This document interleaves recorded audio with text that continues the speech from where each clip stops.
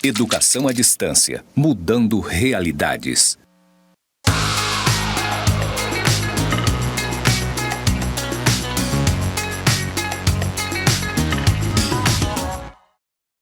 Olá, querido aluno, querida aluna. Nós estamos aqui hoje no estúdio do Campus Porto Velho, Zona Norte, e eu sou a professora Rosa Martins, você sabe. Estou usando nesse momento uma blusa de cor preta, uma calça marrom. Aqui no estúdio onde eu estou, atrás de mim tem uma parede com pontos interligados. E hoje nós vamos trabalhar a primeira aula, a primeira unidade da nossa disciplina Contextos Educativos da Infância. E, como vocês já sabem, estou junto com a professora Elisângela Maldonado, Elisângela Regis Maldonado. Tudo bem, professora? Tudo bem, Rosa? É um prazer estar aqui com vocês nessa disciplina. Estaremos juntos, discutindo, refletindo e construindo conhecimento ao longo dessas 3 unidades, né? Eu sou, como a Rosa já me apresentou, eu sou a professora Elisângela, eu tenho cabelo cacheado, morena, estou vestindo uma blusa preta e uma calça verde. Ok, então, olha só. Nós vamos dialogar aqui com vocês sobre os nossos conteúdos da primeira unidade. Então, fique ligado aí para não perder nada, que essa unidade está riquíssima de conhecimento para a gente. Então, vamos lá? Unidade 1, a gente vai trabalhar com o tema Infâncias, Construção Histórica e Social. A gente vai entender o que é infância, né, professora Elisângela? O que é criança? Existe diferença? É a mesma coisa? Quando eu falo de infância, eu estou falando de criança? É o mesmo conceito? Então, nessa unidade, o objetivo é refletir sobre conceitos de infância e criança como construções sociais. Então, vocês estão vendo aí nessa imagem crianças fazendo tudo que é legal, né? Tomando banho no rio, não sei se é o Rio Madeira, eu acho que tem um jacarezinho ali no canto, né? Na areia, na selva ali, não sei se é a selva, né? Enfim, na floresta. Então, em todos os lugares que é onde a criança deveria estar. E a gente vem de um período de isolamento social. Que infância é essa que nós estamos vivendo agora? Então, vamos lá? E aí, professora Elis, vamos falar primeiramente do texto de Philippe Arrier, que alguns falam. Como é que é, professora? Outro nome que chama? Philippe Arriès. Arriès. Vocês vão ouvir essas 2 pronúncias. Eu vou falar Arrier porque é a pronúncia que eu me sinto mais confortável, tá? Então, essa infância para este autor, que é o autor do nosso primeiro texto, ele trata como algo que é organizado teoricamente e na experiência por pessoas que não estão vivendo mais esse tempo, ou seja, por adultos. E aí ele fala que na infância, para a gente entender a infância, a gente precisa entender pelo menos aqui 3 coisas, três imagens, né? Formar 3 imagens na nossa cabeça, que é o nome. O nosso nome ele está relacionado ao mundo da fantasia. Por exemplo, quando eu falo seu nome, tem uma história nesse nome, não apenas uma história do que é o seu nome, mas uma história de quem você gostaria de ser. Vocês já viram crianças e adultos que querem ter um outro nome que não é o nome que foi dado? Então, a infância traz esse nome relacionado à nossa identidade, que é também a nossa escolha. Então, hoje até a gente tem outras formas de apelidos, né? De chamar uma pessoa pelo um apelido, às vezes, que não tem nada a ver com o nome original. Então, o nosso nome está relacionado ao mundo da fantasia. Mas nós não temos só um nome, nós temos o quê, professora Elise? Nós temos também um sobrenome, né? E com isso, o sobrenome, ele carrega a tradição familiar. Muito marcada na era medieval, ali onde Philippe Arriès fez o estudo dele do século XII ao meados do século XVII, onde você tinha muito marcado o sobrenome, a tradição familiar. E hoje, quando nós nascemos, ainda carregamos essa história do sobrenome nas nossas famílias, nos nossos filhos, e continua, não é isso? Exatamente, por isso é a tradição, né? É uma história que já existia antes do seu nascimento. Quando nós nascemos, já existe uma história que a gente se inclui, e a gente começa a fazer parte dessa história. A gente não escolheu nascer na família que a gente nasceu, mas a gente consegue entrar numa história que não é nossa e passa a ser nossa. Mas não somente de fantasia e tradição a gente vive. A infância, ela traz algo que para o adulto é fundamental, mas para a criança não. Passa a ser importante por conta que o adulto supervaloriza, que é a idade. Quando a criança ainda é muito pequena, mal consegue falar, o que nós adultos fazemos? Ensinamos logo qual é a sua idade. E achamos lindo quando a criança fala: tem quantos aninhos? Mostra lá no dedo. 2 aninhos, 2 aninhos, 3 aninhos. Então, o que isso significa? É uma necessidade do adulto de categorizar temporalmente aquele tempo. Então, para a criança, independe do que ela achar. Ela saber que ela tem 2 anos, ou 3 anos, ou 1 ano. Na verdade, isso é importante para o adulto. Resumindo, o que Felipe traz nessa reflexão? Que a infância é um tempo retratado por adulto. É um tempo retratado, construído por alguém que não está mais naquele momento da vida. Então, isso implica dizer que há, sim, uma disfunção ou uma desvirtuação do que realmente é experimentado pela criança e aquilo que a gente quer que ela faça, ou que a gente pensa que é importante que ela faça, porque ela tem um olhar diferente do nosso. Então, isso a gente vai voltar algumas vezes. E é sobre isso que ele traz com o sentimento da infância. Mas ainda nesse tema, a gente vai abordar as idades da vida, né, professora? A gente tem, então, na teoria, e aquilo que ele vem nos trazendo, as idades mencionadas, né? No estudo, quando você vai fazer a busca, você encontra 7 categorias dessas idades. E quando foi feita a tradução, então, do latim para o francês, devido à falta de vocabulário, ficaram apenas 6. Né? E aí nós temos, então, a infância, que é representada pela puerilidade, a juventude, que é a adolescência, a velhice, que é a senilidade. Isso. Então, essas idades da vida não necessariamente que são assim, mas são estudos que... Não são estanques também. Não são estanques, né? Exatamente. E até a adolescência foi escondida por muito tempo na nossa vida. Era infância e jovem, né? Ou infância e velho. Então, a adolescência também é algo recente, né? Nesses estudos que... E a juventude, nessa época onde foi desenvolvido o estudo, ele tinha uma dimensão maior do que nós temos hoje. Ele poderia chegar até 25, até 30 anos, essa adolescência. Não tem essa visão ou essa nomenclatura que nós trabalhamos hoje, até nos estudos mais recentes, né, da infância. Então, a infância está, então, relacionada à identidade. Individuação, exatidão, que é a questão da idade, e autenticidade. Também está relacionado ao sentimento de família. Então, muitas imagens dos séculos que Felipe Arré pesquisou mostram crianças brincando aos pés. Elas estão entre as pessoas, mas elas estão aos pés, né? Então, há também uma representação, talvez, aí, de repente, de algo um pouco mais inferior. E também a infância, ela inicia quando a criança nasce. Então, essa era a visão também, até mesmo antes do nascimento não seria criança, né? Ela é criança a partir do momento que ela nasce. Ainda nas idades da vida, nesses estudos, a primeira infância, aí trazendo essa questão que a professora Elisângela falou, a primeira idade, né, a primeira infância, seria mais ou menos como a gente tem hoje, do nascimento aos 7, que é a primeira infância. No nosso caso, hoje, do nascimento aos 6, né? E interessantíssimo que a palavra criança vem do francês enfant, que significa não falante. E aí, há toda uma construção social de que a criança, ela está ainda na primeira infância aprendendo a falar de fato, mas que ela, por não falar, ela não teria voz no sentido vontade.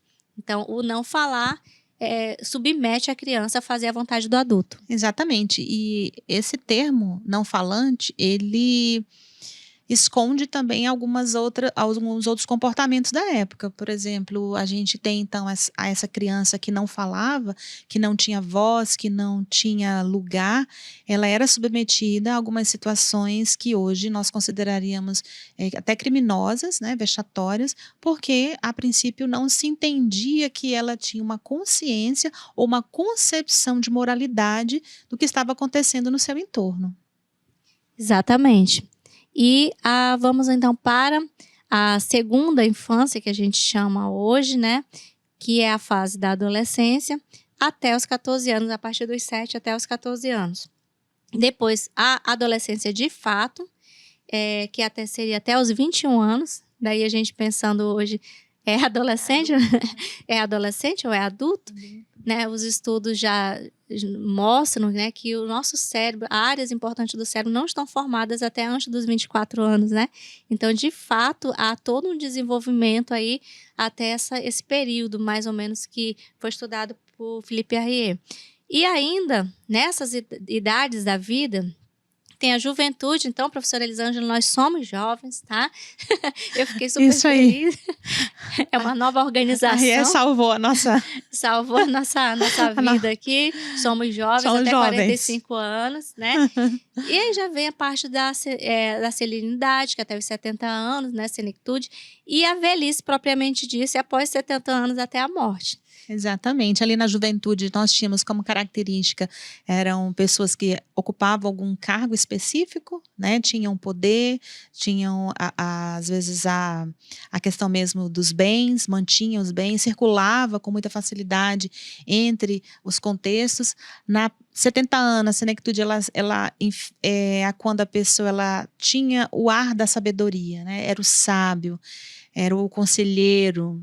Geralmente as pessoas com essa idade já ocupavam os cargos de conselheiros do rei, ou dependendo da época em que foi, onde ele estava, né? E eu tenho também a parte da velhice, que é a degradação total da saúde, onde você tem ali muitas vezes a omissão da própria família, já é deixado para morrer, e você tem, então, após os 70 anos, essa degradação do ser humano, porque já estava próxima a sua partida, né? Digamos assim. E aí, assim, na velhice a gente já observa alguns indícios de comportamentos semelhantes à infância até. O voltar a usar fralda, o deixar de andar, o deixar de falar. Então, a gente vê um ciclo, né? Quando ele fala das idades da vida, a gente vê um ciclo que inicia... para ele, a partir dos estudos deles, com o nascimento, né?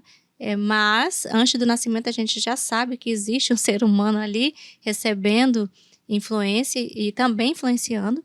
E aí após, na velhice, há um ciclo de retorno para algumas questões da infância. Exatamente, é retratado quando você vai fazer, quando os alunos tiverem oportunidade de abrir o material, lá no livro ele tem algumas imagens que retrata bem. Então, quando eu tenho essa criança do 0 ao 7, ele está subindo uma escada, e quando ele chega lá no topo, ele está com 45, né, e descendo lá no finalzinho com uma bengalinha, uma imagem do velhinho já bem magrinho. Então é muito interessante essa visualização nas obras de artes sobre essa questão mesmo da velhice, né? Do voltar, de deixar de ser quem era, da sua posição na sociedade, né? Então acho que a gente já está descendo a escada, né? Já fiquei preocupada. E o sentimento da infância, professora Elis? Então aqui nós vamos entrar mais aprofundadamente nas concepções de Philippe Arrier, onde ele fala sobre a questão da infância como a conhecemos hoje.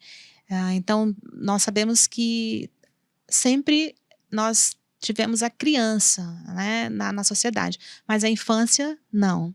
Essa construção, a concepção de infância, o recorte da infância, ela foi se construindo ao longo dos estudos, ao longo da história. Então, a infância, como a conhecemos hoje, ela se diferencia dos séculos anteriores dentro da história ocidental. Nós temos determinados momentos da história onde a criança está mais ou está menos dentro da sociedade, mas sempre, como você colocou, aos pés de um adulto, sempre sendo retratada por meio das falas de um adulto, né? Da Idade Média até o século XV, havia um entendimento de que as crianças eram adultos em miniatura. E isso é muito bem retratado na arte, devido à questão mesmo das vestimentas, né, do comportamento. Então, eles entendiam que aquela criança possuía características tais quais o adulto, mas ela era em miniatura. Era tanto que ela era subjugada e também colocada em trabalhos que eram próprios de adultos e por ter esse entendimento, né? Quanto à sua importância, as crianças eram ouvidas em suas necessidades, não eram ouvidas quanto às suas necessidades. Surgiu então o termo, como você falou, né, infant, que é não falante, ela não tinha o espaço que nós demos hoje para ser ouvida, para ter o seu lugar na sociedade. Era só mais um membro. E como elas morriam muito, você tinha uma taxa de natalidade muito grande naquela época, mas elas morriam muito. Então, a família não tinha o apego, o afeto, do cuidado daquele ser tão frágil, porque eles sabiam que as condições de vida que eles viviam naquela época, com muita facilidade elas poderiam morrer. Então, não havia essa afetividade, esse apego. Por isso, então, ela não tinha vez e nem voz ali naquele contexto social da Idade Média. Aí nós temos, então, continuando, né, na perspectiva do historiador, Felipe Ries, o sentimento da infância não significa o mesmo que a afeição, como eu estava falando, não é isso? E aí a citação que nós trouxemos, ele diz o seguinte: na sociedade medieval, que tomamos como ponto de partida o sentimento da infância, não existia, o que não quer dizer que as crianças fossem negligenciadas, abandonadas ou desprezadas. O sentimento da infância não significa o mesmo que a afeição pelas crianças. Corresponde à consciência da particularidade infantil. Essa particularidade que distingue essencialmente a criança do adulto, mesmo o jovem. Essa consciência não existia. E aí eu chamo a atenção, como nós já comentamos, mas também para aquele trecho ali. As crianças não eram negligenciadas, abandonadas ou desprezadas. Até um determinado momento, né? Porque a gente via que as crianças, por exemplo, crianças que tinham deficiência, crianças que possuíam algum traço ou característica que não coubesse naquela cultura, elas eram deixadas, elas eram abandonadas, né? Por isso que tinha aquelas rodas nos conventos, onde você poderia deixar aquela criança ali, ser entregue a uma igreja para os cuidados, porque a família não tinha condições alguma de cuidar daquele ser, daquela criança, né? Só com o tempo, então, a gente tem esse zelo e esse cuidado mais com os pequenos. Muito bem. Então, só destacando aqui que o sentimento, então, professora, resumindo aqui essa parte, o sentimento da infância, na verdade, não é o sentimento, o amor, essas coisas. Mas o sentimento, para Felipe Ries, falei igual a você, na verdade, entender que ser criança é um tempo específico, é uma particularidade, e que ser criança não é ser um adulto em miniatura.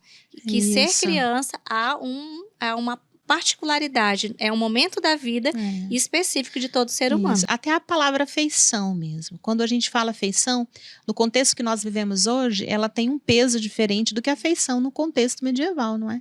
Então, quando ele retrata isso, que não tinha afeição, a afeição, se eu dissesse ao contrário, eles tinham afeição, não é a afeição de hoje, como nós conhecemos. Então, não tem como dar à palavra afeição o mesmo valor, o mesmo significado que nós daríamos hoje quando você olha seu filho, né? Quando você olha uma sala cheia de crianças, por exemplo.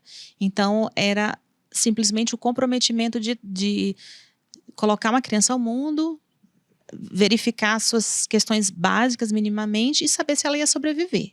Porque daí, então, ela seria ouvida e ela começaria a trabalhar, faria parte de toda a dinâmica familiar ali, né?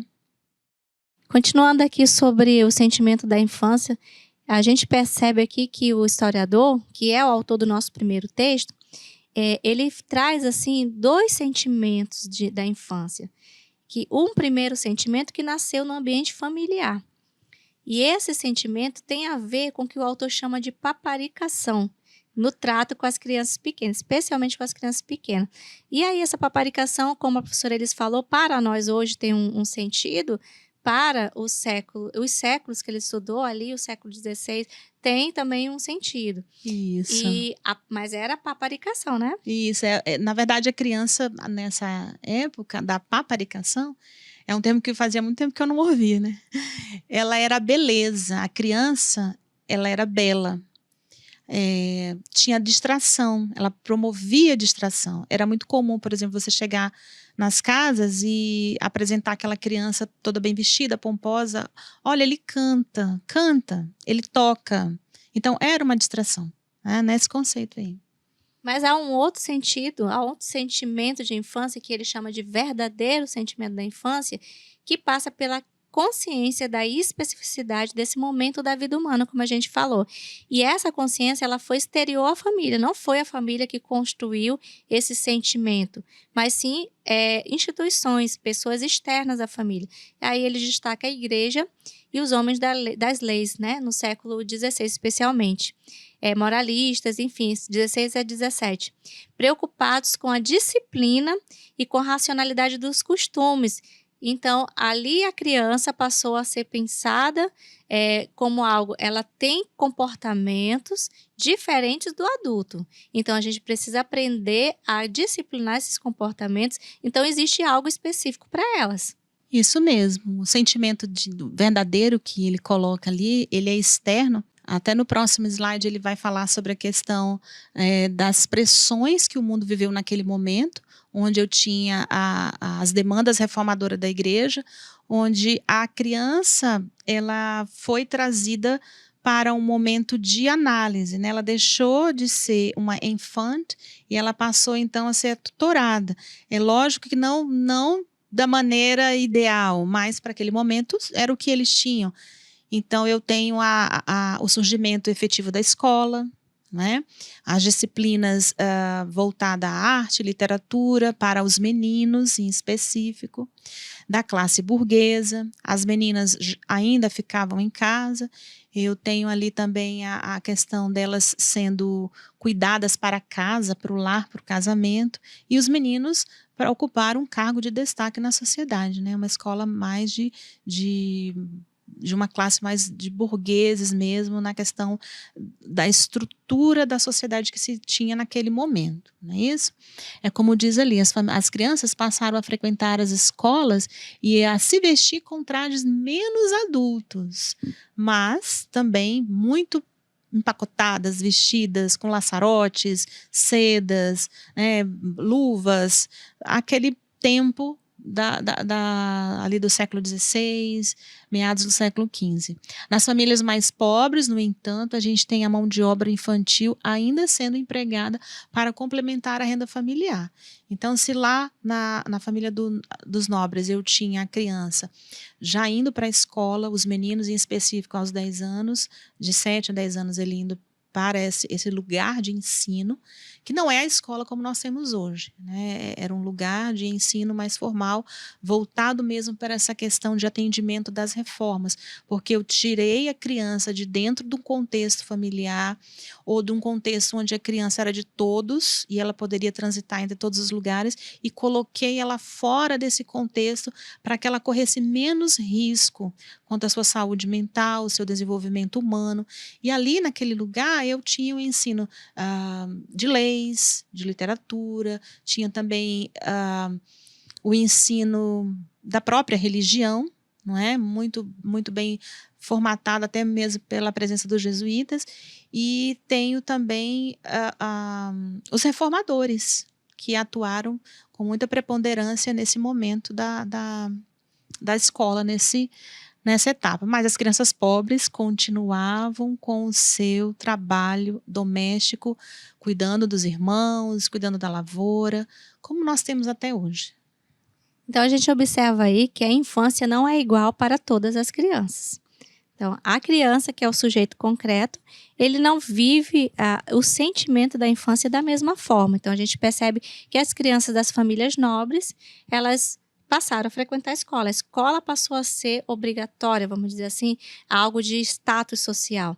Mas as crianças de famílias empobrecidas, elas já não tinham essa mesma possibilidade de ir para a escola. Então, elas foram crianças que tiveram infâncias de trabalho desde muito cedo. E então, na verdade, aí a gente vê que por isso que a nossa disciplina são contextos educativos nas infâncias, porque nós temos diferentes contextos para uma criança se desenvolver. E essa criança está relacionada ao que a sociedade onde ela vive pensa e age sobre a infância que ela tem. Então, a gente vai continuar aqui, professora, falar mais um pouquinho sobre esse assunto? Isso, aí logo em seguida nós temos, com os desdobramentos dessa reforma, nós temos a presença de Comenius, Locke e Rousseau, né? Cada um no seu tempo e no seu momento, mas sempre buscando uma culminância e a valorização da infância. Então, um aspecto comum entre os três estudiosos mencionados, que pode ser mencionado, é citar a valorização dessa criança no processo pedagógico. Onde ela está, o que ela demanda, qual é o tipo de atividade ou de brinquedo que ela precisa, né? Qual é a estrutura que ela precisa ter acesso para o seu desenvolvimento. Aí ele coloca ainda aqui, todos os três consideram o amadurecimento biológico e mesmo psicológico da criança. Então, os dois lados, o biológico e o psicológico, eles não são deixados de lado pelos estudiosos. O professor, ao ensinar, deve levar em conta as condições dessa criança, variáveis conforme a sua idade. Então, a gente já vê aqui a presença daquele cuidado com a idade, com a demanda, com a necessidade, com a localização desse ser em formação. Perfeito, professora. E aí, ainda falando, a gente está assim, numa infância bem antiga, né? Para entender, chegar à nossa infância atual. E aí, o que você trouxe para a gente aí sobre essas pinturas? Isso mesmo. Parte do estudo de Felipe Herrié é baseado na obra, nas obras de artes, nas pinturas, nas músicas. E uma coisa assim bem relevante que todo aluno, todo profissional na área da educação precisa ter é um olho mais técnico, um olho mais trabalhado. Então, por exemplo, quando eu escuto uma música, quando eu vejo um filme, quando eu olho uma pintura, ele é o retrato daquela sociedade. Ele está deixando claro os pensamentos, as ideologias e aquilo que se acredita. Então, quando você olha uma pintura como essa, você vê as crianças, primeiro a face, ele traz, para que a gente possa compreender, que a criança era vista como adulto miniatura porque até o rosto deles eram pintados igualmente a das mulheres que eram adultas, dos adultos, né? A roupa que elas utilizavam era exatamente como as das mulheres, das suas amas ou das damas da sociedade. O cabelo dos meninos também escovado, né? Sempre com aquela peruca. E normalmente eles estão nos afazeres de casa, aos pés ali, enquanto elas estão trabalhando, estão cuidando, são amas, né? Não são as mães das crianças, são as amas. As crianças vão crescendo ali no seu entorno, recebendo aquele ensinamento. Elas eram afastadas dos seus genitores, né? Como o texto está dizendo ali. E nesse afastamento é que elas recebiam, então, o ensino, o cuidado, o zelo, a educação, a tocar um instrumento, a falar uma outra língua, falar sobre literatura. Então, era nesse contexto. É interessante a gente ter essa bagagem cultural no entendimento quando a gente olha para trás e vê a nossa história. Eu gosto muito de filmes, assim, eu já sugiro aos meninos que possam assistir filmes como, por exemplo, A Princesinha, que foi lá de 1995, mas ela é muito profunda, porque ela mostra, né, as pessoas naquela Primeira Guerra. E eu tenho ali uma criança que era filha de um major, no entanto, ele supostamente teria sido morto, e ela foi parar no orfanato, e ela sobe de uma categoria de aluna especial para moradora de favor, e ela vai morar no sótão. Então, é uma interessante obra para ser analisada, para assistir, e como se passa dentro de uma escola para crianças. É excelente essa leitura que Felipe Herrié está trazendo para eles, para que eles possam então comparar. Nós ainda fazemos isso? Nós ainda fazemos a segregação, a separação desses alunos por categoria? Às vezes não na fala, mas no comportamento, né? Na hora da separação dos materiais. Será que ainda está presente essa ideia, essa concepção dentro da nossa sala de aula? E aí eu penso, nós ainda tiramos a fala da criança, porque ainda temos a concepção de que a criança é aquele ser que não fala, né? O que a sua fala não é valorizada, né? Então realmente é importante. E aí a gente vai para um período mais próximo a nós, mais não é bem contemporâneo, mas é mais próximo, que são as infâncias do século XIX e século XX. E aqui a gente vai ter aqui um artigo que nós sugerimos a vocês, de Annette Abramovics e outros pesquisadores, que fazem uma análise das infâncias, e a gente teve a preocupação de pensar, já que Felipe Arrie fala que as infâncias, especialmente as crianças, mesmo ricas, né, de classes nobres, elas eram pouco representadas na iconografia, nas fotografias da época. E quando eram representadas, sempre nesse contexto que a professora ele já falou. Mas aí a gente pensou, né, professora, e as crianças negras? Que além de estar numa categoria já excluída, que são de crianças, né, ainda tem a questão da classe social. E aí a gente encontrou esse artigo que fala sobre a infância, especialmente século XIX e XX, crianças negras. E aí encontramos nesses estudos, já agora 1830, essa questão da obrigatoriedade escolar, que a professora ele já falou que em séculos anteriores havia sido feita para as crianças brancas, ou enfim, crianças de classes mais abastadas, não necessariamente branca, mas crianças que tinham classe mais abastada. Então, essas crianças que lá, em séculos passados, já tinham esse acesso à escola, também agora outras crianças passaram a ter esse acesso à escola elementar, por conta do ideário da época, né? Do ideário da civilização da época, de vamos acabar com a escravidão, então agora não teremos mais escravos, as pessoas precisam estudar, se preparar para esse mundo novo que chegará. Só que há uma crítica nesse artigo que esse ideário ele ficou no ideário, porque na prática pouco isso de fato aconteceu. E algo que a gente quer destacar aqui nessa imagem da menina, as meninas, pelas fotografias, na análise dos pesquisadores, elas amadurecem, entre aspas, mais rápido do que os meninos. E qual a finalidade dessa questão? Os meninos, eles, nas fotos, eles são representados também como miniaturas de adultos, mas a menina, por exemplo, nessa imagem, essa menina ela está numa pose que é semelhante às mulheres adultas da época. Não é só a roupa. As meninas, elas também têm que posar como as mulheres adultas. Então, várias fotografias, inclusive da Princesa Isabel, foi tirada com essa mesma pose.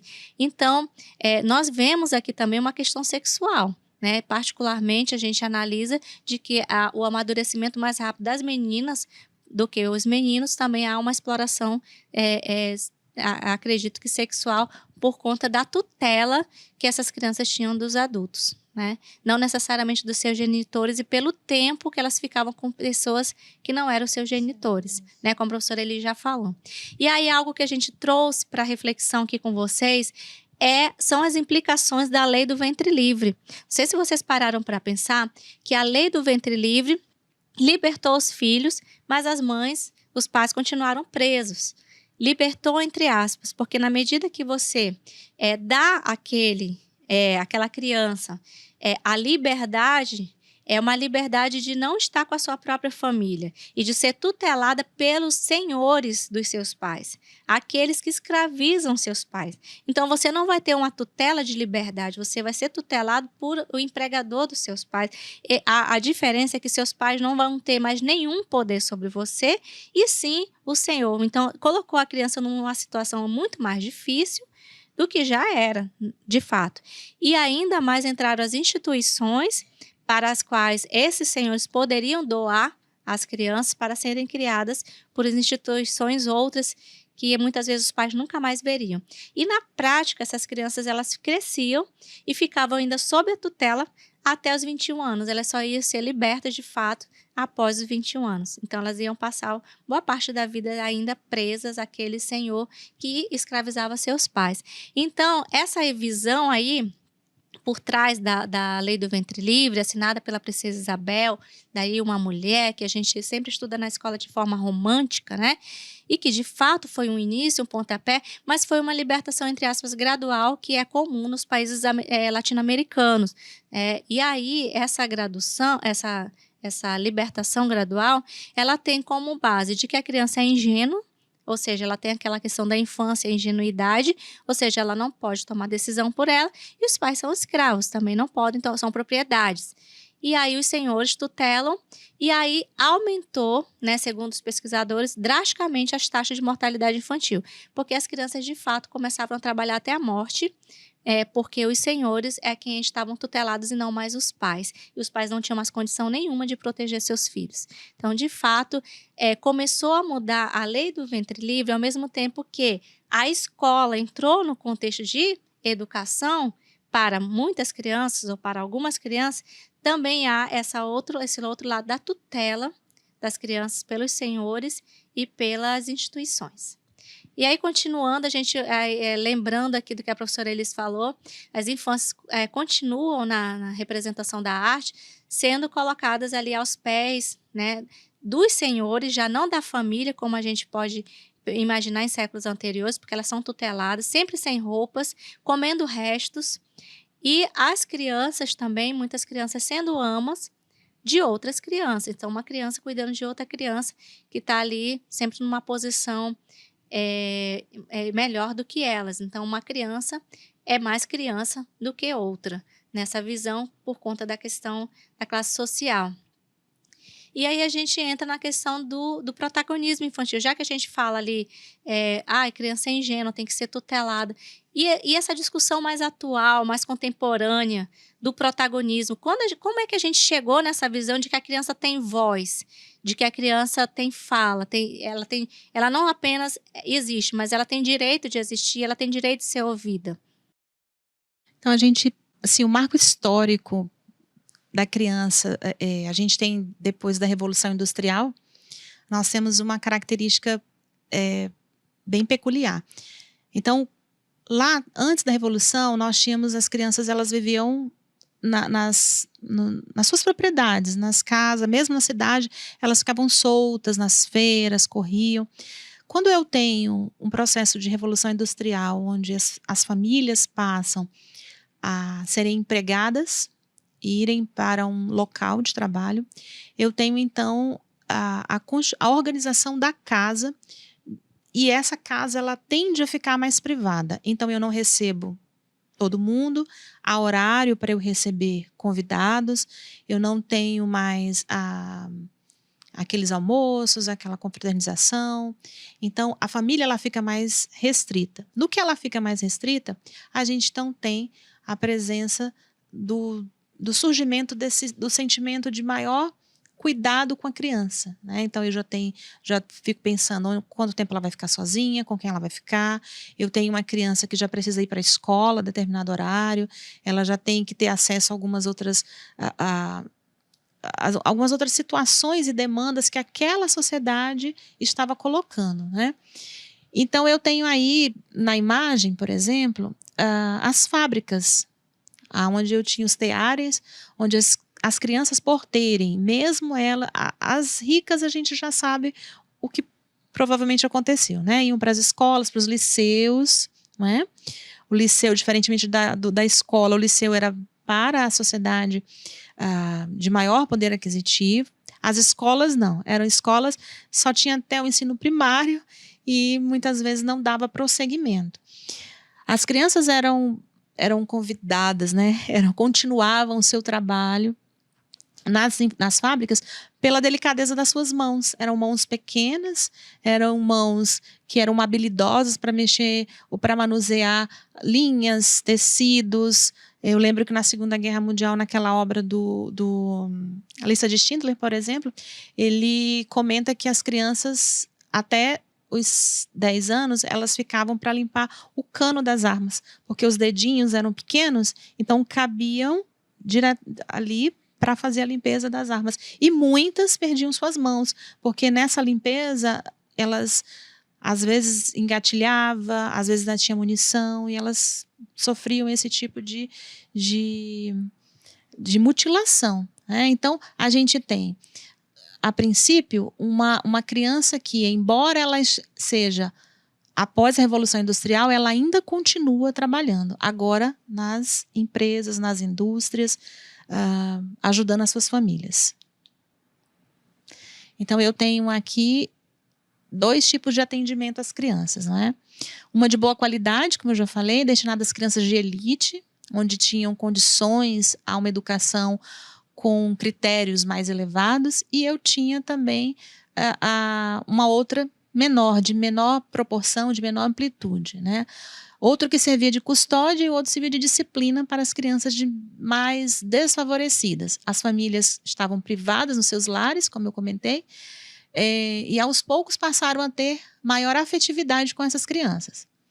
A sociedade agora urbana, industrial, elas saíram daquela parte medieval, agora elas estão num contexto mais urbano, gradativamente passaram a reconhecer o papel social da criança e as suas necessidades físicas e psíquicas, embora a tenham como possível geradora de renda. Então, ainda elas reconhecendo vagarosamente, porque a história a gente conta é rápido, mas os anos precisam se passar para que a criança saia do periférico, como você colocou lá no início, para o centro, né? E esse centro não é que ela domine a casa, mas é porque ela é um membro da família e ela está numa fase que precisa de total atenção para o seu bom desenvolvimento humano. E então, nesse contexto que a professora Elis acabou de trazer, vamos falar das novas perspectivas para o estudo da infância, perspectivas mais atuais, e com isso a gente vai falar de sociologia da infância, que é uma área que nós temos certeza que vocês vão se encantar. E aí trouxemos aqui Henri Vallon, que ele traz a seguinte questão: o observador tem de tomar o cuidado de não atribuir aos gestos da criança a plena significação que poderiam ter no adulto. Então, vejam já a inversão de que a criança... como que a gente interpreta a criança? A gente está interpretando com o olhar de um adulto. Então, isso significa para a pessoa que é adulta, mas para a criança significa a mesma coisa? Então, por maior que seja a sua aparente identidade, ele não deve lhes dar outro valor, senão aquele que o comportamento atual do sujeito pode justificar. Ou seja, ele é uma criança. Né? E aí, então, com isso, a gente vai entender a criança, que é o título da nossa unidade, né, um sujeito histórico-social. Então, vamos pontuar aqui que criança é o sujeito concreto, é aquela pessoa, aquele indivíduo que existe. E esse indivíduo, hoje, nós já sabemos que ele nunca é igual a um outro. Você pode ter 15 filhos, eu exagerei, né? Eu não citei mais 15 filhos. Quem tem 15 filhos? Você pode ter 2 filhos. Vamos mais para a realidade atual. E nenhum vai ser igual ao outro. É uma criança, é um sujeito, ele é um indivíduo diferente do irmão dele, da irmã dele, né? Mas nós temos também a categoria infância, que essa sim é a categoria que nós estudamos. E a infância estudada pelos séculos nos faz entender as sociedades. Então, quando a gente fala que existia a criança, não, porque não existia infância. Porque a infância, ela foi sendo criada, ela foi sendo pensada. Não é que nunca houve essa questão das idades da vida que o Felipe traz no estudo. Mas até mesmo para o Felipe fazer esse estudo, ele teve muita dificuldade porque não havia material suficiente para ele categorizar, inclusive, a infância. Porque não se entendia a infância como nós entendemos hoje. E aí, essa ideia de que, especialmente na década de 80, que é quando a sociologia da infância nasceu, então é bem recente, acho que a professora Elisângela já era nascida, tinha acabado de nascer, então ela tinha 2 aninhos só, né, professora? Então, assim, é um movimento de entreguei a idade. Um movimento que começou na Europa e nos países da língua inglesa, né? E o objetivo era compreender a criança na perspectiva sobre o mundo. E isso ganhou força após a disseminação do divórcio. Porque aí fomos começar a olhar para a criança e qual é a situação dessa criança que não está mais numa família, que é uma família que está sendo reorganizada. Então, o divórcio voltou a olhar, fez com que os estudiosos começassem a pensar na criança. E a partir disso surgiu a sociologia da infância, que a gente vai conhecer um pouquinho mais sobre esses pensadores, que nós desejamos ardentemente que vocês tenham o desejo. Desejamos o desejo que vocês aprendam sobre eles e que vocês se aprofundem, né, professora Elis? Isso é importante conhecer, porque enquanto pedagogos, futuros profissionais na sala de aula, o recorte nunca vai ser apenas numa visão. Não dá para eu ir para uma sala de aula com uma visão unilateral. Assim como vem a sociologia, vem o estudo da infância, ela regimenta várias áreas. A psicologia, a filosofia, né? A própria pedagogia ganhou muito com esses sociólogos. Então, é importante, dentro do estudo que vocês vão fazer, vocês escolherem aqueles para se deter, para compreender e, assim, buscar qual foi a real contribuição que ele teve dentro dessa área que vocês estão se profissionalizando. Perfeito. Então, aqui, Manuel Jacinto Sarmento, professor titular do Instituto de Estudos da Criança, da Universidade do Minho, em Portugal. E ele estuda a infância numa perspectiva interdisciplinar. Então, ele já é um sociólogo que traz esse diálogo com a educação, com a psicologia, com a sociologia, com diferentes áreas. E uma das frases que a gente destaca do material que nós colocamos para vocês lerem é a frase: as crianças vivem dentro da infância. Então, a gente está fazendo um recorte do material, mas vocês podem ler o material completo e depois aprofundar naquilo que a professora Elis falou, naqueles autores que vocês tenham mais desejo. Então, a gente vê, quando ele diz que a criança vive dentro da infância, significa que o sujeito, ele vive dentro da sociedade, porque a categoria infância é social. Então, conforme nós entendemos a sociedade, também nós vamos enxergar a criança. Então, a gente já vê uma compreensão sociológica da infância. Quer falar, professora Elis? Alan Prout, né? Onde ele compreende a criança dentro, e a frase que você destacou ali, a infância não é uma categoria essencializada, mas algo que produz dentro de um conjunto de relações. Então, ela não é só a criança, né? Ela está no social, e aí ele foca na questão da tecnologia.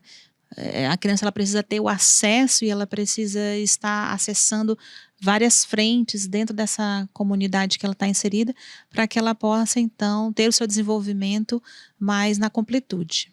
Acho interessante que, conforme a sociedade, a gente vai analisar a criança. Então, quando que se pensou em analisar jogos eletrônicos lá no século XV? Então, assim, agora nós estamos falando de jogos eletrônicos relacionados à infância, porque as crianças existem jogos eletrônicos? Sim, agora existe. Existe agora criança também, não se via criança, como nós vemos hoje. Então, agora, e elas usam jogos eletrônicos, qual a consequência disso? Qual o impacto disso?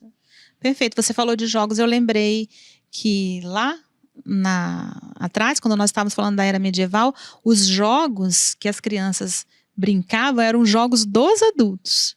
Era o gamão, era o xadrez, eram alguns jogos que eram específicos dos adultos, porque ela era uma adulta em miniatura, né? Agora tem jogos que foram pensados para ela, apesar de que tem muito adulto e talvez seja uma inversão. Os adultos que estão brincando com os jogos das crianças.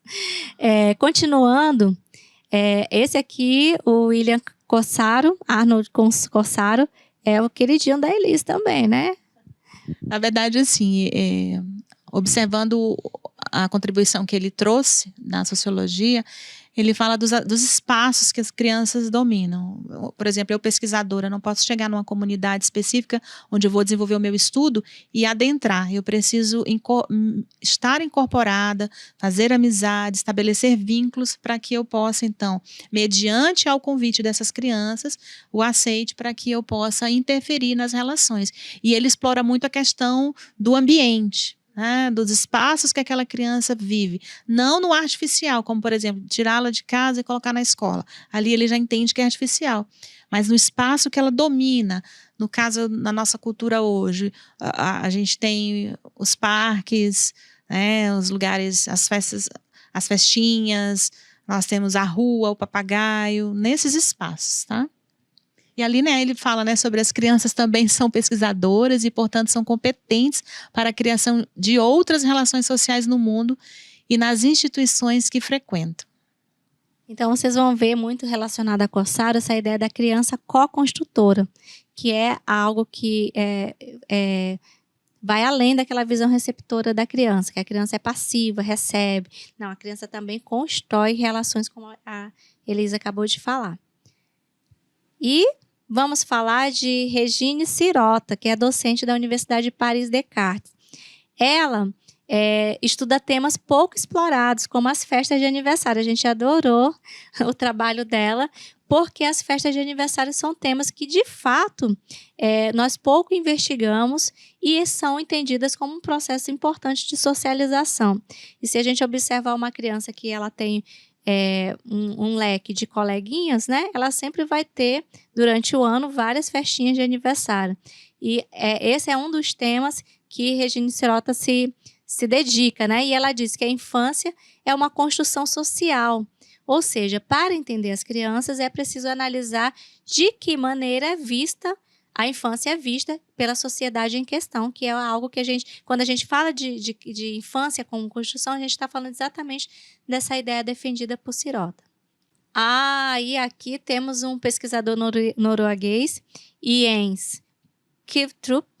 Falei certo, professora? Mais ou menos, né? Ele é um professor emérito da uma faculdade norueguesa, e ele traz algo que nós gostaríamos muito que vocês lessem, que são as 9 teses sobre a infância. Essa é uma das contribuições dele, tem muito mais, mas a gente separou aqui um vídeo e um artigo dele próprio, onde ele traz essas 9 teses sobre a infância. E a gente quer destacar aqui a tese 3, que vai dar o que falar nas nossas discussões em sala de aula, que a ideia da criança em si mesma é problemática, enquanto a infância é uma categoria variável histórica e cultural. Nessa tese, ele critica Vygotsky e Piaget. Eita, o mundo vai acabar, tem alguém discutindo, criticando Vygotsky e Piaget. É verdade. Não é nada disso que vocês estão pensando. É que, na verdade, ele está certo. Vou dizer a vocês. Porque Vygotsky e Piaget, eles não pensavam na criança. Eles estavam pensando nos processos de conhecimento, eles estavam pensando no desenvolvimento humano, não necessariamente na criança. Então, quando a gente coloca que ele critica, não é que ele critica a teoria deles, mas ele quer dizer, gente, vamos pesquisar a infância, especialmente vamos pesquisar as crianças, vamos conhecer essas crianças reais, vamos estudar também sociologicamente a infância, no lugar da gente ficar abstratamente pensando em sujeitos abstratos ou pensando em como o sujeito se desenvolve como sujeito, simplesmente. Então, assim, não descartar as teorias sobre desenvolvimento humano, nem sobre as teorias de aprendizagem, mas a gente entender a infância sociologicamente, a criança com a qual a gente atua. Imagina um professor que desconhece as crianças que estão na sala de aula. Então, ele tem esse olhar mais próximo. Então, se você ler as 9 teses, você vai entender o que a gente está colocando aqui. Então, essa é a pegada da sociologia da infância mais atual. E essa vocês conhecem, essa é brasileira. Ela é brasileira pelo nome, não tanto, mas ela é professora da Faculdade de São Paulo, a Chizuko Kishimoto, que vocês vão ler um texto sobre ela, o livro dela, na verdade. E ela trabalha muito com ludicidade, ela estuda o brinquedo, a produção cultural. Ela trabalha também com a necessidade de encontrar alternativas pedagógicas que coloquem no mesmo espaço as questões lúdicas e educativas. Por que a criança, quando vai crescendo, a gente vai tirando a ludicidade e vai colocando só a educativa? Então, brinca quando é criança, mas quando vai para o ensino fundamental já deixou de ser criança. Então, inclusive, temos professores de creche. Viu, professora Elise? Tem um testemunho de professoras de creche que, após a pandemia, falava assim para a criança de 4 anos. Dizia para a mãe, seu filho só quer brincar. Após a pandemia, será, né? A criança de 4 anos que ficou durante a pandemia sem brincar, vai para uma educação infantil, creche 2, creche 3, chega lá, a professora diz, ele só quer brincar, ele não quer estudar. Então, ela precisa ler o livro de Kishimoto e entender que o trabalho da criança é o brincar. Essa é a questão mais educativa que ela pode ter. Então, construir no mesmo espaço oportunidades de brincar e de se educar. Buscar, não é simplesmente escolarizar, mas é uma educação global, porque a gente está falando de primeira infância. Isso. A Chizuko também tem uma perspectiva bem bacana sobre a brincadeira, que ela menciona que quando a criança escolhe o brinquedo, a brincadeira, ela exerce ali o poder. Ela tem poder, então ela é protagonista daquela escolha, daquela brincadeira, definir os papéis. Então, ali ela já está fazendo um ensaio para a vida adulta dela, ampliando, se desafiando no contexto social, o que já traz para a gente um caráter mais científico da brincadeira. Eu, enquanto professor, não posso simplesmente dizer que não quer brincar, né? A brincadeira ela tem a sua função também científica, né? Humana e que deve ser levada em consideração. Nas brincadeiras eu consigo observar muitas nuances da família, do entendimento daquela criança sobre sociedade, sobre relacionamento. E é importante nessa questão de protagonismo eu ter a brincadeira sempre muito vivo dentro da minha sala de aula. A minha filha, por exemplo, quando saiu do quarto ano, que foi do quarto para o quinto, né? Que aí tiraram os brinquedos, não podia mais para o parquinho. Ela fez essa mesma fala que você acabou de mencionar. Mas eu ainda continuo sendo criança, por que eu não posso brincar?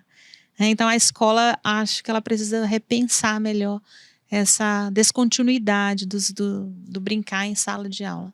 E nós, pedagogos, temos uma função importante nisso, porque nós somos essencialmente os professores da primeira infância. Mas muitas vezes nós não estamos na transição para o ensino fundamental 2. Mas muitas vezes não estamos na transição, mas estamos na coordenação pedagógica, porque essa também é uma área da nossa atuação. Então, cabe a nós também pensar sobre isso junto com os professores que fazem essa transição com as crianças. Então, pedagogo que não brinca, difícil você escolher essa profissão. Então, já digo a você, quer ser pedagogo, você vai estudar cientificamente o brincar. Vamos continuar? Eu quero falar desse educador italiano, que é o criador dessa abordagem, não é a teoria, tá? É a abordagem Reggio Emília, que é uma região do norte da Itália, vocês vão ouvir falar bastante sobre ele. O Loris Malaguzzi, ele criou essa abordagem, é interessante que ele é pedagogo, gente, então eu fico muito feliz quando tem um pedagogo que fala sobre infância. Um pedagogo que estuda a pedagogia, porque se você observar, a gente está cheio de antropólogos, cheio de sociólogos, cheio de pessoas de outras áreas, psicólogos, médicos, muitos médicos, nada contra ninguém. Eu só quero dizer que essa é a nossa praia. Então, essa nossa praia, quando eu digo da prática pedagógica, é a nossa praia. Então, a ciência da educação é a pedagogia. Então, a gente precisa se apropriar não apenas do que já foi pensado, mas a gente também precisa produzir esses conhecimentos a partir das nossas práticas, que são riquíssimas. E aí ele traz essa ideia do protagonismo das crianças, que a gente já comentou, a partir das experiências das escolas dessa região da Itália, e também atrelar nessa questão a formação de professores, uma formação constante, sem a qual essa abordagem nunca teria tido o sucesso que teve e tem. E aí a pedagogia da escuta, acho muito interessante esse diálogo que ele faz das relações e das diferenças. Aí deixamos aqui vídeos para que vocês aprofundem. E uma frase dele: a criança é feita de 100. A criança tem 100 mãos, 100 pensamentos, 100 modos de pensar, de jogar e de falar. 100. Sempre sem modo de escutar. As maravilhas de amar. Então, esse 100 com C significa que há inúmeras possibilidades de uma criança se expressar. Inclusive, da gente achar que ela não se expressa porque ela não fala. A gente tem algumas síndromes, alguns transtornos que a criança não fala. Mas não é por isso que ela não se expressa. A gente precisa aprender a ouvir mesmo quando não há fala. Então, isso é um exercício contínuo, não apenas dos pais, mas nós profissionais também ajudar esses pais a ouvir muitas vezes o que eles não ouvem e enxergar o que eles não enxergam. Então, Loris Malaguzzi e educação infantil, tudo a ver. Vamos continuar? Quer falar da pesquisadora Tulia Mazzatti? Roma, né, italiana. A Tulia Mazzatti, ela nos traz a frase: é preciso estudar a criança em sua cultura e não uma criança pinçada, descontextualizada do seu contexto, do seu meio, né? Então, ela fala sobre a questão de eu estudar a criança dentro da sua própria estrutura, da sua sociedade, daquilo que ela é entendida como um ser, um integrante. Porque muitas vezes a gente quer fazer essa análise como se fosse um laboratório, onde eu tenho ali um elemento que é retirado é isolado e feito essa análise. Como você mesmo falou, quando outras pessoas de outras áreas, outros profissionais estudam sobre a infância, não é desmerecê-las, mas o cerne do estudo está deslocado. É tanto que eu preciso entender que quando eles fazem esses estudos, contribuem com a pedagogia, no entanto, eles não são os pedagogos, porque a aplicabilidade, quem faz é o próprio profissional dessa área, né?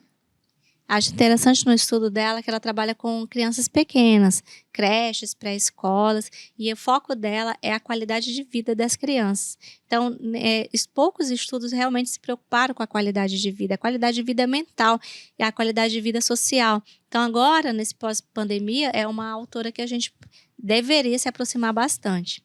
E aí, gente, preciso falar dele. O Matthew Lipman, que eu passei a vida toda chamando de Mitchell Lipman, mas é o Matthew Lipman. Ele é um filósofo e educador norte-americano. Ele criou um programa de filosofia para crianças. Eu conheci pessoalmente, tive a oportunidade de conhecê-lo, conheci a Anne Margaret Schaap, que é uma pesquisadora que atuou com ele.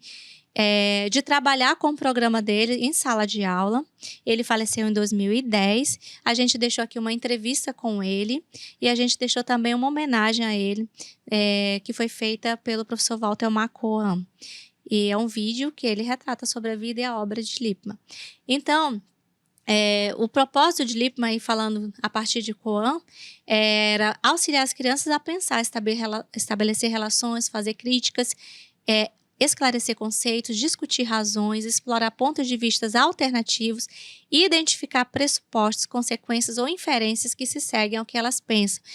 Resumidamente, eu posso dizer, pela experiência que tive com o Lipman, com os trabalhos dele e com o programa de filosofia para crianças, que é essencialmente dizer a criança, sim, ela tem voz e ela merece ser ouvida, mas a gente precisa fazer um processo de ensinar a pensar. Não é ensinar, é educar para o pensar. Porque a educação é muito mais ampla que o ensino. Então, na educação para o pensar, a gente traz para a criança aquela curiosidade que ela tem naturalmente desde a infância e que nós adultos vamos cortando na escola. Ele, ao contrário, propõe que a gente apresente essas habilidades de pensamento, mas de forma organizada, para que ela tenha a possibilidade de se expressar, de reconhecer pressupostos, de se posicionar diante de argumentos, de criar argumentos. Então, era maravilhoso o trabalho com as crianças, de ver como as crianças pequenas, que a gente fala, não não atrapalha a aula. Era exatamente o contrário, só que não era todo mundo falando ao mesmo tempo. A gente, por exemplo, uma técnica era levantar a luzinha. Eu tive uma ideia, levanta a luz e fala, né? Ou tinha uma mãozinha, agora eu vou falar. Então, assim, respeitar a vez do outro, mas falar. E aí ensinava como você construir essas relações de pensamento e expressar. Então, a educação para o pensar, que foi proposta por Lipman, é algo que hoje a gente precisa pensar como que ela pode ser vivenciada, como ela foi vivenciada. Ela tem muito a nos ajudar, é isso que eu quero dizer. Tem muito a nos ajudar. É contemporâneo, né? Faleceu aí em 2010 e tem uma série de pessoas que continuam a obra dele.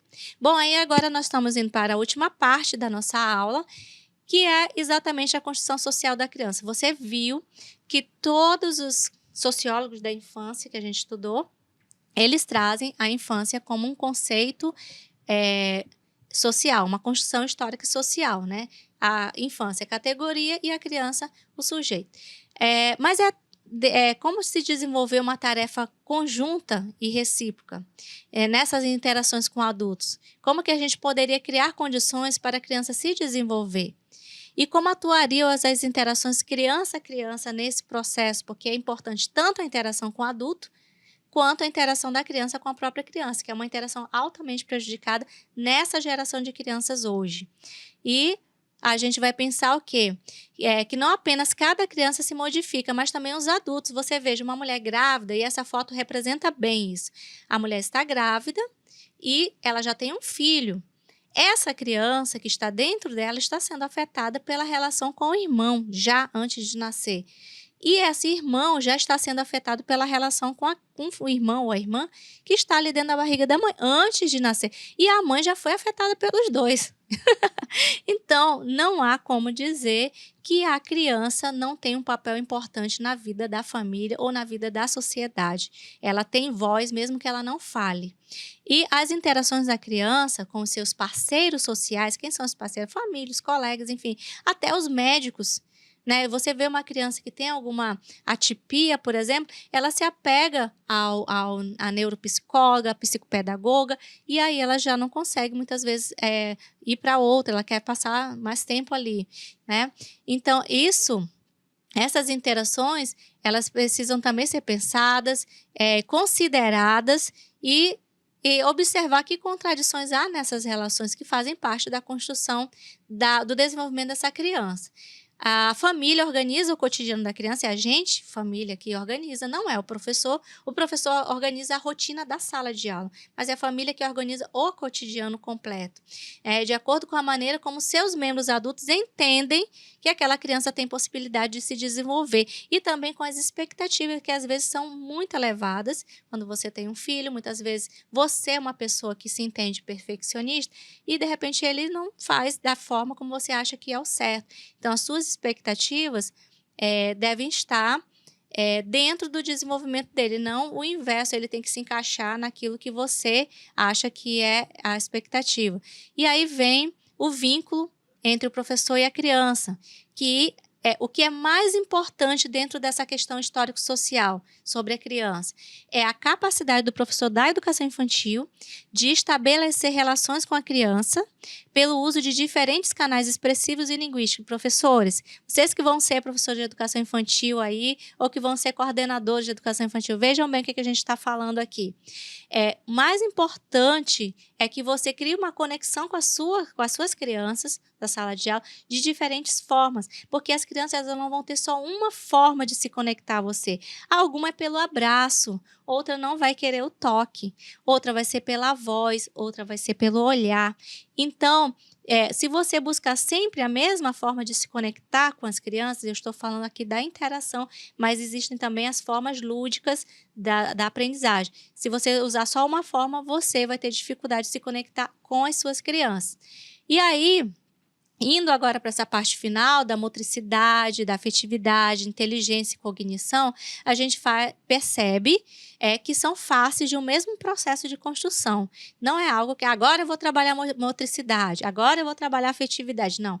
Todas, inclusive a inteligência, ela é trabalhada no mesmo processo. Por exemplo, no brincar. E a criança ela precisa estar num ambiente que não lhe desperte medo, porque aquele medo de adaptação na escola inicial é real e até necessário muitas vezes, porque é um ambiente novo, né, professora Elise? Mas manter essa criança num ambiente que lhe cause medo, ao mesmo tempo a gente está criando uma imagem negativa da escola ou negativa do ambiente que você quer que a criança fique. Então, precisa ter atenção aos significados que a criança dá àquele ambiente que ela está vivendo. E ainda nessa parte, a gente precisa pensar sobre a imposição de um modelo de infância para orientar as políticas sociais, que ignora as diferenças culturais. Então, se existe um modelo de infância, que modelo de infância está sendo colocado para a gente caber, para a gente colocar as crianças dentro? Então, o que a nossa sociedade pensa como infância hoje? E o educador deve conhecer não só teorias, mas também como cada criança reage e modifica, porque as teorias elas são pensadas para um grupo, mas a criança ela reage de uma forma diferente. Então, você pensa, toda criança que tem autismo, ela tem problema com o som. Isso é verdade? Não, não é verdade. Nem toda criança autista ela vai ter o problema da sensibilidade sonora. Nem toda criança autista vai ter essa situação. Então, se você quiser englobar em todas as crianças, as categorias sociais todas, você não vai conseguir, porque se manifesta, e não é só o autismo. A gente fala muito no autismo porque está meio que em voga. É o espectro autista, porque se manifesta diferente. Não, mas é tudo. Se manifesta, sim, diferente no autismo, ok, mas cada criança é um indivíduo, ela vai manifestar, seja o que for também, da sua forma de manifestar. Então, voltando aqui, então o educador ele precisa conhecer a criança, buscar formas de conhecer como ela sente, como ela pensa, como ela fala, como ela constrói, para que também entenda o potencial da aprendizagem presente em cada atividade. Não é o potencial da criança, porque você não conhece o potencial da criança. A criança tem potenciais infinitos. Não cabe a você, professor, a eu, professora, dizer ele aprende até aqui. Esse é o potencial dele. Você não conhece. O potencial é infinito. O que você vai conhecer é o potencial da atividade. Porque no momento que você planeja a atividade, você executa aquela atividade, você percebe o quanto que ela foi valorosa para aquela criança, o quanto ela despertou habilidades, o quanto ela construiu relações, o quanto ela se conectou. Se isso não aconteceu, então você sabe que aquela atividade ela não teve para aquela criança o desejo realmente cumprido. De repente, para uma outra, sim. Então, é um desafio, né, professora? Com certeza, Rosa. Assim, já chegando no final da nossa aula hoje, tudo isso que você coloca, quando nós voltamos lá no princípio da aula, esse caminhar histórico que nós fizemos, o protagonismo da criança e a parte agora da construção social, nos revela e nos traz como as crianças nos são caras. Né? Como elas nos são caras.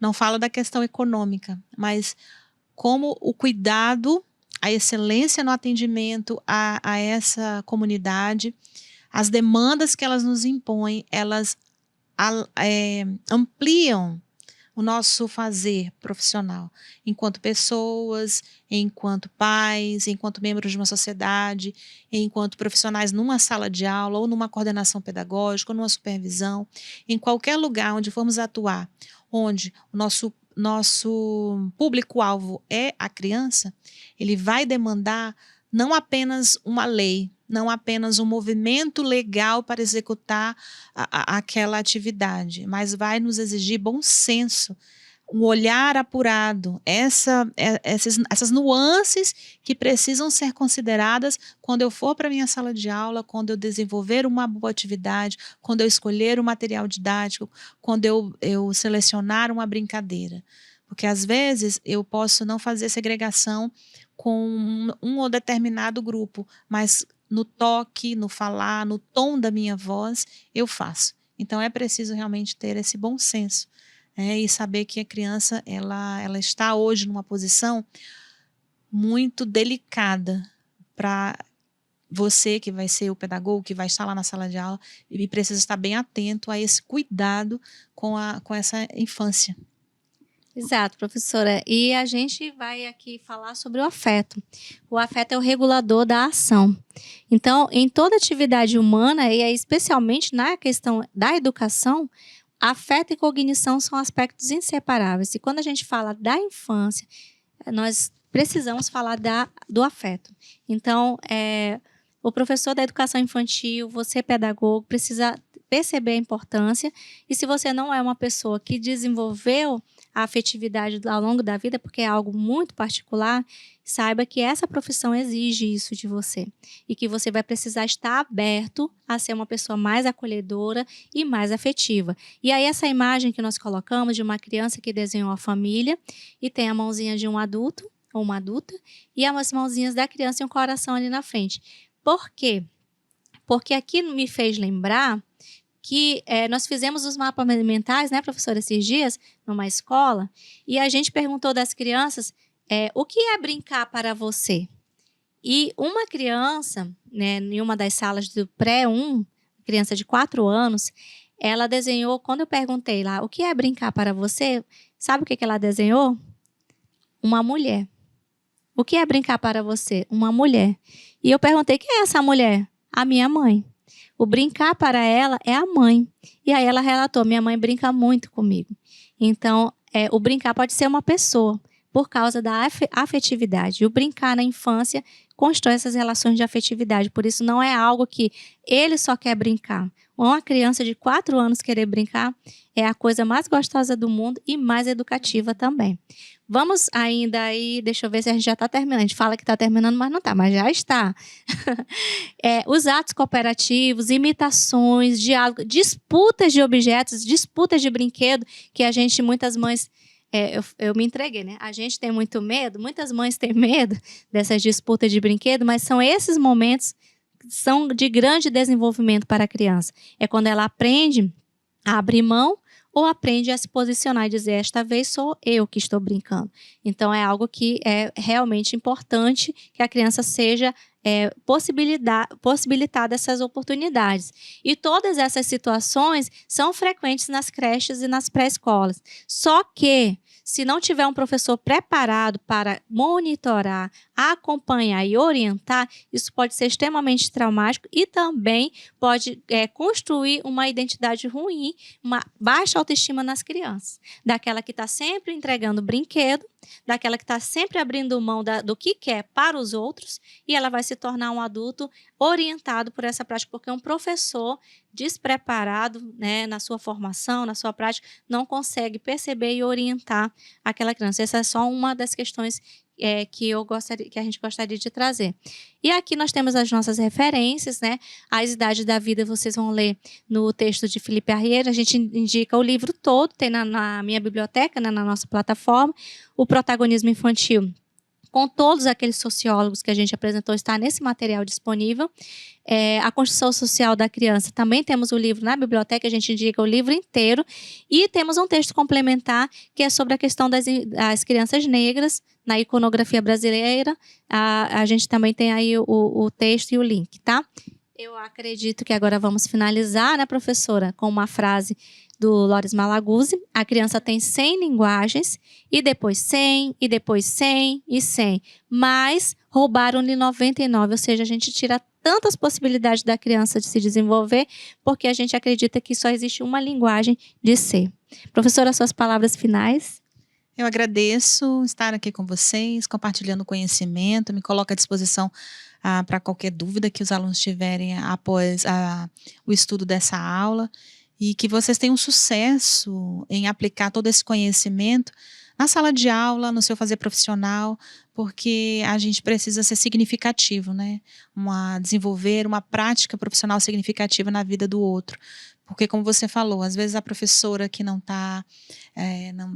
se preparou adequadamente ou negligenciou as etapas do desenvolvimento humano lá na sua sala de aula, aquele profissional ele cresce com várias lacunas emocionais, profissionais, e é uma excelente pessoa, mas perdeu muito daquilo que ele poderia oferecer ao outro.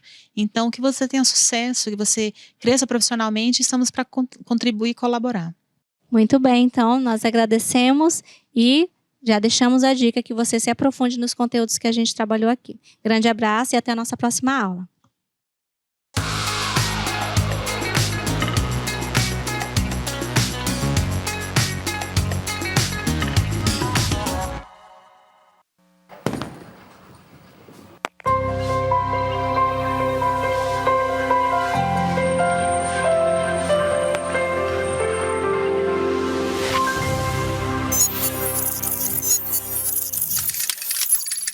Educação à distância, mudando realidades.